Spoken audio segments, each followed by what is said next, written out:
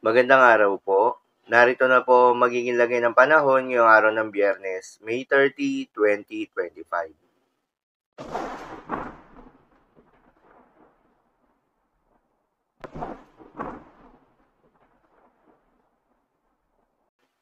Sa kasalukuyan na tayo sa pag-asa, umiiral na ngayon itong southwesterly wind flow o yung hangin na nanggagaling sa may timog kanluran at asahan na makakaapekto ito sa may western section ng Luzon.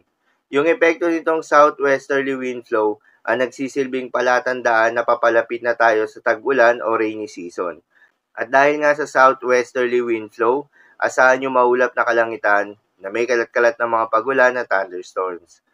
Habang sa nalalabing bahagi ng ating bansa kasama ng Metro Manila, ay asahan pa rin yung generally fair weather condition na may mataas na tsansa ng mga pagulan pagsapit ng hapon o gabi.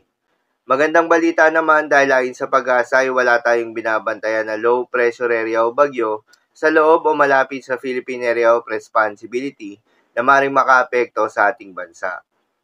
Para naman sa magiging lagay ng panahon ngayong araw ng Biyernes, dahil nga sa epekto nitong southwesterly wind flow, asahan sa Mimaropa, Western Visayas at Negros Island region, ang maulap na kalangitan na may kalat-kalat na mga pagulan at thunderstorms.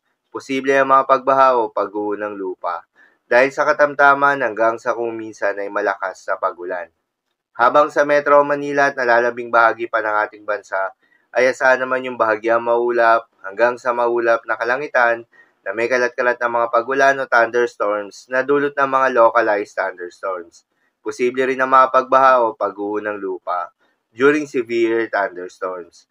Madalas nabobo mga thunderstorms na ito tuwing hapon o gabi na nagtatagal ng 1 hanggang 2 oras. Kaya naman ingat sa mga posibleng banta ng pagbaha at pagguho ng lupa, lalong-lalo na sa mga lugar na inulan na noong mga nakaraang araw pa. At dahil pa rin nga sa epekto nitong southwesterly wind flow, posible ngayong araw ang moderate to heavy rain sa may Apayao, Abra, Ilocos Norte at Ilocos Sur. Para naman sa magiging lagay ng mga dagat baybayin, ayon sa pag-asa ay wala tayong nakataas na gale warning sa anumang seaboards ng ating bansa. Ngunit pinag-iingat yung mga papalaot ng mga kababayan nating mangingisda at yung may mga maliliit na sasakyang pandagat sa may seaboards ng extreme northern Luzon, dahil inaasahan yung katamtaman hanggang sa maalon na karagatan.